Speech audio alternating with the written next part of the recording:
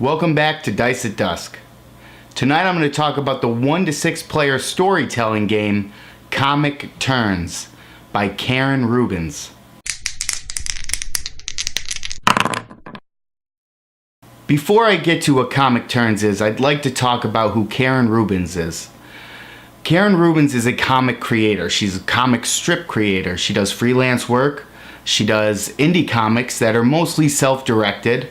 But what she really that sparked this game, she created workshops to help people become comic creators or comic writers. And that's really where this game came from, was helping them just make up storylines and things like that. And now I've seen some of her work, and her work is very good, and she's very detailed, and I did like the work that she sent me. The game is Comic Turns. It's a 1 to 6 player story driven game. And this is going to have, the game is nothing but cards. And you're going to be creating a story off of these cards. Now the cards have little comic boxes in them, and they just have different illustrations in all of them. And then you're going to be using these cards to just change the story and build onto a story. And I can definitely see how you would use this in a workshop, and it works very well to try to teach people how to create a story. And there's 4 ways that you can play this game. So there's 2 co-op ways. There's 3 co-op ways you can play it, but 2 that are strictly cooperative. There's one that is like a competitive type game, and then there's one that she just calls, it's a game, just a warm-up, just you're building up a story, just kind of get the whole juice, the creative juices flowing. Now the way that you play this is, well, the 2 co-ops. The first one I'll talk about is the Connections, and that's the name of the first co-op. And you're going to be giving 5 cards to each player, and you're going to turn over 1 card, and then she calls it a dealer. The dealer is going to explain what's on that card, and then what you're going to have to do as the players is you're going to have to go through and just add on to the story and explain how this story is progressing. And after you go around twice, every player plays 2 cards, that's it. You want to try to just build up that story and have a pretty decent ending with the cards that you have in your hand. The second co-op game is What If? And now this game is kind of like the first game, but you're going to give out 12 cards to everybody. So you're going to deal out 12 cards, and however many. So if you had 2 players, you're going to have 6 cards each. And it's going to be 12 cards total throughout all of your players. And these players are going to be doing the same thing. So the dealer is going to be putting down 3 cards. And then what you're doing as players is replacing these 3 cards. So the 3 cards are basically going to be the beginning, the middle, and the end of a story. And then you as the players are going to be replacing those cards and making a different story, and just constantly molding this story into a different story. And again, that's all you're doing, is creating a new story with the cards that you have in your hand. The competitive game is a little bit different. You're going to be giving out 12 cards equally. So again, if there's 3, you're getting 4 each, or 2, you're getting 6 each. But what you're going to be doing here is you're going to be using the cards in your hand, and you're going to be completing a beginning and middle and end of a comic strip. And then basically everybody around the table is going to vote on who had the best strip, whose comic was the best, or had the best story, or maybe even the funniest. If I was playing, it would be the funniest. But that's how the competitive game works, is you're just kind of making your own individual strips, and you're going to vote on who has the best one. I guess the warm-up, which is it's not, that is really what it is. It's a warm-up game. Is what you're doing is you're going to be giving 10 cards and then making 3 strips just as a group. So out of these 10 cards, you're going to make a strip with 3 cards, and then you're going to create this as a group. And this is just to help, get those creative juices flowing again. Just to get you into that storytelling mood. Now, she does have like a more, I want to call it advanced, but I guess it's a more advanced version of this, where instead of 10 cards you guys will be looking at, it will be 15 cards, and instead of making a 3-card story, you'll be making a 6-card story. But it will work the exact same way. You're just gonna work together and look at all these cards and try to create that story. And that's the different modes. As of now, I don't know if she's going to add more during the Kickstarter, before the Kickstarter, but the Kickstarter comes out February 7th of 2018. So what she changes between now and then, or what she adds even after or during the Kickstarter, these might change a little bit.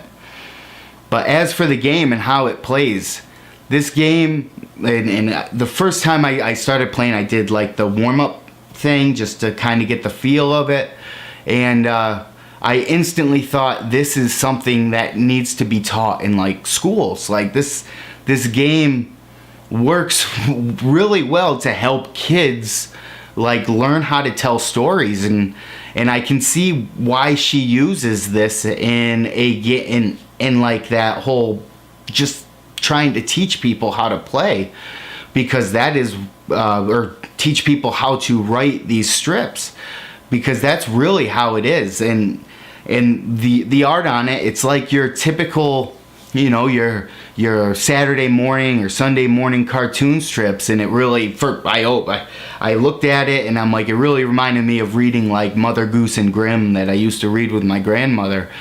But it's nothing like flashy. It's just little boxes that have different scenes in them, and you can use them in different ways.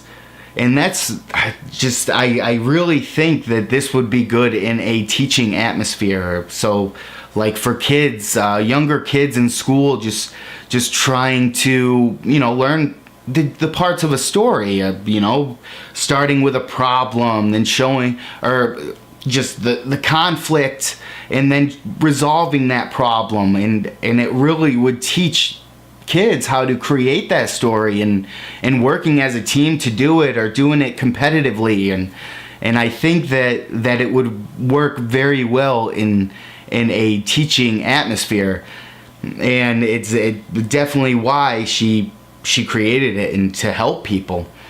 This definitely helped. Like I was looking at these cards like, what am I gonna do? Like I had no idea, and it's just, it really almost pushed me to create a decent story, and I really like that about it.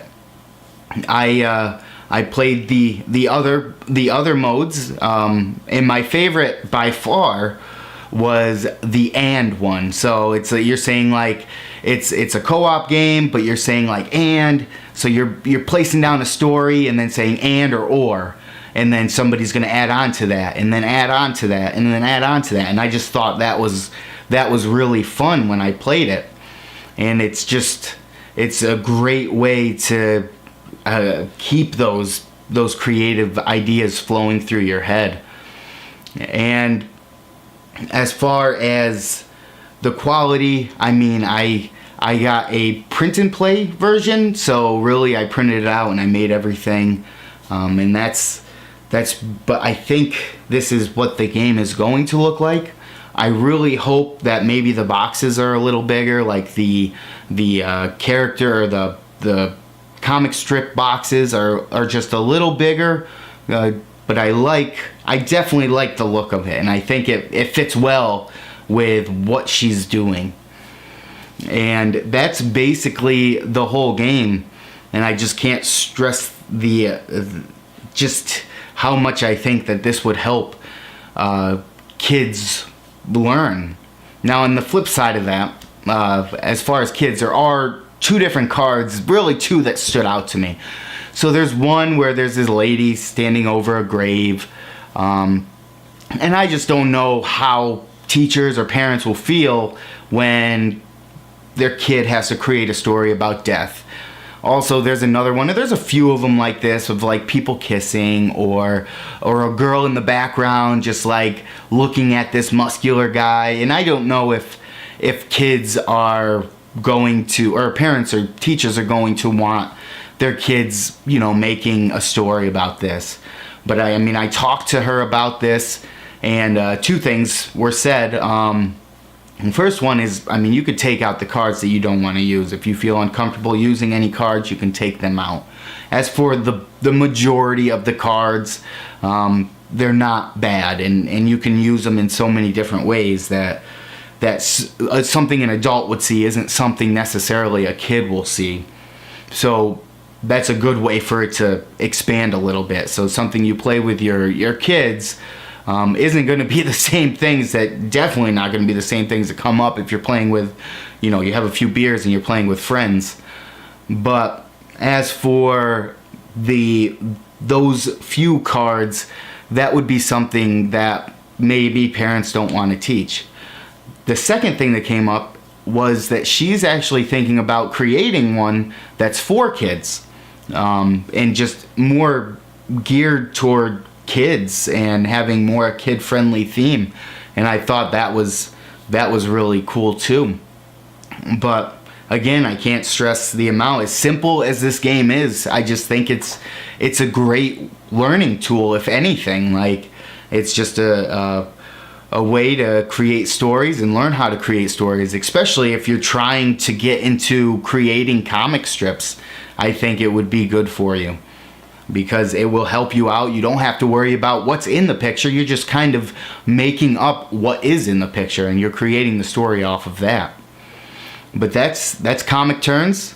It will be coming to Kickstarter February 7th of 2018. And that's it. And until next time, make sure you like, subscribe, share, check out dice@dusk.com, and play more games.